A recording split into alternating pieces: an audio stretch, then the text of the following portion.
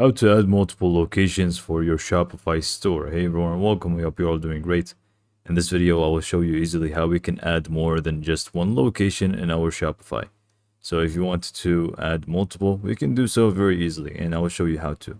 So first, you will need to open up your Shopify admin, and then from here, we can just go to the settings on the bottom left. But before we do that, I need to note that it does get affected on how many stores you can add with your plan. So just make sure you go to Shopify plans and see the differences between them so you are more aware of how many you can actually add. So with that being said, we can just go in and go to the settings option from the bottom left, click on that, and then very easily we want to locate the locations tab here, which should be down here. So just going to click on locations. And then once this actually loads up, you will have all locations and you're using 1 out of 10 or 8 or how many you have actually for your plan. 1 out of 2 for my plan active locations available on your plan. And you will see the all active and inactive locations that you have. So you will have the default if you did not add any. And then to add a new one, you can just go and click on add location on the top right. And then from here, we can just go ahead and add more details about it. So the first thing is going to be the name. We can just go ahead and add a name to it. This is just going to allow us to identify it easily. So we can just go ahead and add example, location, because I'm not really sure what to add yet. And then next up, you will need to add the address as well. So just go and click on add, and you will need to add the address here as well. I'm just going to change the country so we can, have 2 different countries.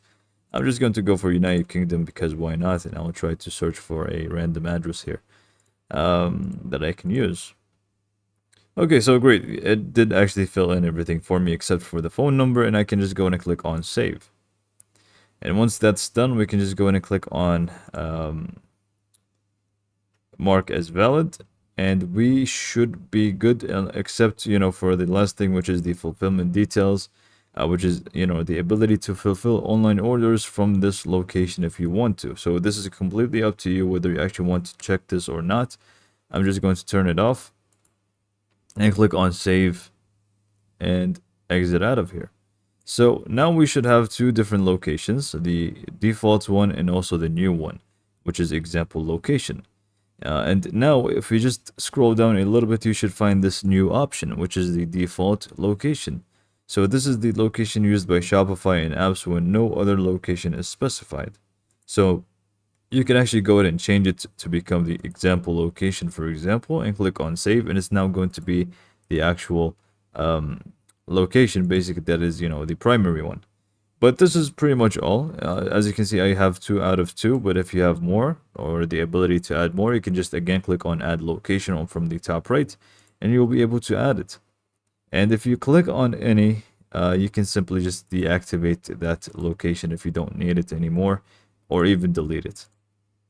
So this is all for this video. Hopefully you found it to be helpful, and thanks for watching.